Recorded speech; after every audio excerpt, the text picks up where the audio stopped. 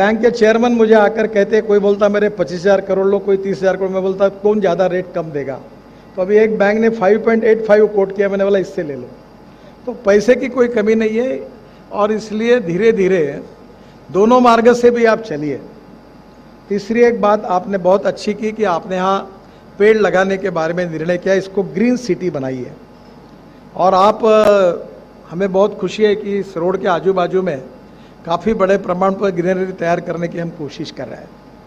अभी हमारा phase 2 metro का मंजूर हो रहा है, और देवेंद्र जी से अभी मैं ये रिक्वेस्ट करूंगा कि नागपुर में जो हमारा मेट्रो पूरा हुआ है उसका भी इनॉग्रेशन हमको तुरंत करना है।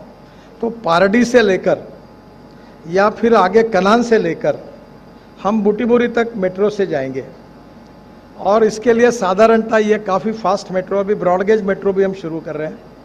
तो यहाँ गुमगांव के पास अच्छा स्टेशन बन रहा है, तो स्वाभाविक रूप से ट्रांसपोर्ट के दृष्टि से आपकी सभी सुविधाएं दूर होगी और इस जगह को प्राइम इम्पोर्टेंस आएगा। रिगार्डिंग लॉ के बारे में यहाँ रिसर्च भी है और नॉलेज भी है, और निश्चित रूप से आदरणीय गवई साहब, नरसिम्हन साहब, हमारे सम्मान्य हाईकोर्ट जज सब यहाँ उपस्थित है। मैं ये मानता हूँ कि हमारी संविधान में जो 4 पिलर है उसमें से हमारी जुडिशरी, हमारी executive wing, legislative wing and media, इन 4 स्तंभों पर हमारी डेमोक्रेसी खड़ी है। फ्री एंड फेयर डेमोक्रेसी के लिए independent, impartial and fair judicial system सबसे बड़ी आवश्यकता है। जैसे देवेंद्र जी ने कहा कि कोई भी इन्वेस्टमेंट आने के पहले वो हमारे सिस्टम को देखते कि यहाँ क्या स्थिति है, और इसलिए स्वाभाविक रूप से जैसे जैसे क्वालिटेटिव चेंज हमारी नॉलेज में हो रहा है, और अक्सर हम इस बात के पक्षधर है कि innovation, entrepreneurship, science, technology, research, skill and successful practices, we name it as knowledge and conversion of knowledge into wealth is the future.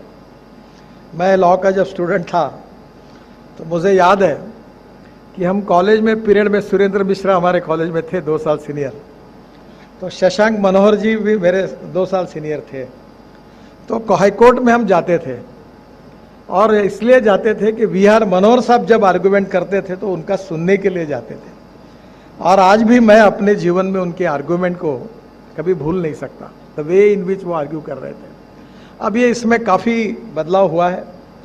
Justice Bobde, justice Shirpurkar, justice Gavai, ये सब हमारे मिट्टी से आए, तो we are very proud of them, और their contribution in legal sector is really really very very great.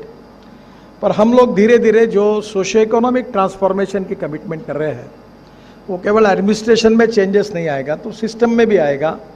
और transparent, time bound, result oriented and fair system आप सबके नेतृत्व में हमें मिली है।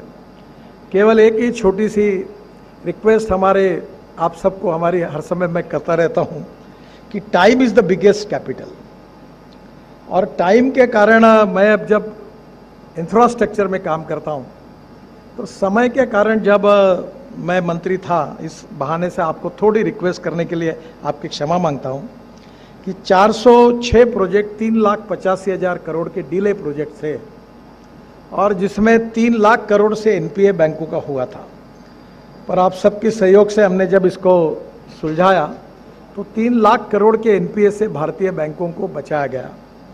तो कभी कभी सरकार में, एडमिनिस्ट्रेशन में, not taking decision is a good career for the officer, क्योंकि वो यही सोचते हैं कि डिसीजन करने से विवाद होता है, तो डिसीजन न करना ही अच्छा है ताकि मेरा सीआर अच्छा रहेगा। ऐसे भी बहुत लोग हमारे एडमिनिस्ट्रेशन में होते हैं। बट हमने एक बात कही कि I like people who can get the things done.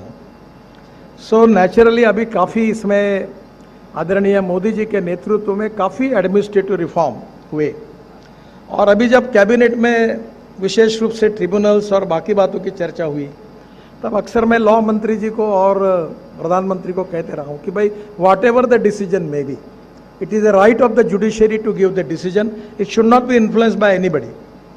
But इसका टाइम लिमिट जो है वो होगा तो फाइनेंशियली देश को करोड़ों लाखों करोड़ के इससे बचाया जा सकता है। मैंने मेरे आप सामने ही बिकॉज ऑफ डिले, टाइम के कारण देश की बड़े बड़े कंपनियां मिट्टी पीलित हुई वो आंखों से देखा है, और बाद में जब जिनको जस्टिस मिल गया, न्याय मिल गया सरकार से या जुडिशरी से, तब उनकी डेड बॉडी हो गई थी, वो ख़त्म हो गए थे। तो मुझे बहुत खुशी है कि आप सब लोग हमारी ये सिस्टम में आप हमको, मैं कोशिश कर रहा था कि हमारे रोड इंडस्ट्री का, रोड ट्रांसपोर्ट इंफ्रास्ट्रक्चर का भी कोई चेयर यूनिवर्सिटी में बने, हमारी कंपनी लॉ की चेयर बने, और आने वाले समय में world standard and successful practices के साथ हमारा लॉ का भी नॉलेज और हमारी सिस्टम की अपग्रेड हो up to the standard of international standards. और मुझे लगता है कि हमारे लोगों में कोई कमी नहीं है, न जजेस में कमी है, न फैकल्टी में कमी है, न स्टूडेंट्स में कमी है, न नॉलेज में कमी है। We have got everything which we need.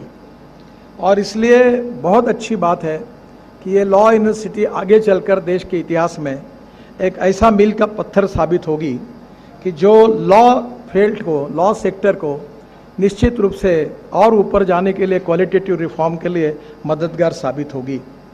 मैं जानता हूं कि निश्चित रूप से गवई साहब के नेतृत्व में, गवई साहब और मैं, मुझे सौभाग्य मिला कि जब वो स्टूडेंट थे तो मैं भी स्टूडेंट लीडर था। तब से मेरा उनका बहुत पारिवारिक संबंध रहा, उनके पिताजी से रहा, परिवार से रहा।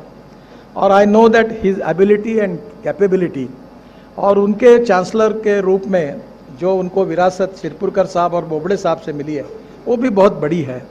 और इसलिए उनके नेतृत्व में हमारी नागपुर की ये लॉ यूनिवर्सिटी वर्ल्ड की बेस्ट यूनिवर्सिटी में जाए, यही नागपुरियन करके हमारी इच्छा है। और इसके लिए देवेंद्र जी हो, मैं हूँ, नितिन राउत है, बावनकुड़ी जी है, समीर मेघे जी, हमारी पार्टी अलग अलग होगी तो भी Nagpur we have got a good atmosphere for good cause. हम सब एक दूसरे को सपोर्ट करते हैं। बाकी हमारी राजनीति चुनाव में जो चलती है वो चलती है, पर regarding good things, qualitative things which are useful for Nagpur and Vidarbha and Maharashtra, we are always supported, and that is exactly the good system in Nagpur and Vidarbha. तो आप चिंता मत करिए, हम सब लोग आपके साथ रहेंगे और पूरी ताकत और शक्ति के साथ आपको सहयोग भी करेंगे। और देवेंद्र जी आने के कारण अब अधिकार से वो जिम्मेदारी लेकर पूरे आपका पैसे का प्रॉब्लम सॉल्व करेंगे। पर स्टेट बैंक का अकाउंट चालू रखते रहिए, उनके पैसे के बाद और 50 करोड़ लेकर और एडिशनल प्लान बनाइए और इसको एक्सपांशन करके वर्ल्ड स्टैंडर्ड का बनाइए। और इसमें आपको योगी गवई जी के नेतृत्व में, और हमारे किल्लोर जी को भी मैं बहुत अच्छी तरीके से जानता हूँ, he is very very capable. मैं बहुत नज़दीकी से उनको देख चुका हूँ with A social consciousness and conviction.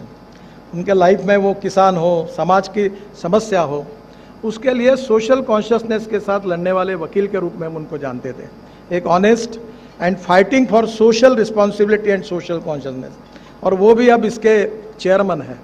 तो इनोवेटिव मॉडल से इस यूनिवर्सिटी को वर्ल्ड स्टैंडर्ड का बनाने के लिए जो अच्छा से अच्छा कॉम्बिनेशन बन सकता है वो बन गया है। और वो मैथमेटिक्स का सिद्धांत तो मैं अक्सर याद रखता हूँ कि ए नाम के व्यक्ति ने ए स्क्वायर काम किया और बी नाम के व्यक्ति ने बी स्क्वायर काम किया, तो total work is a square plus b square. But when a and b comes together, thinks together and works together, a plus b bracket में स्क्वायर, इसका जवाब आता है a square plus b square plus twice a b, and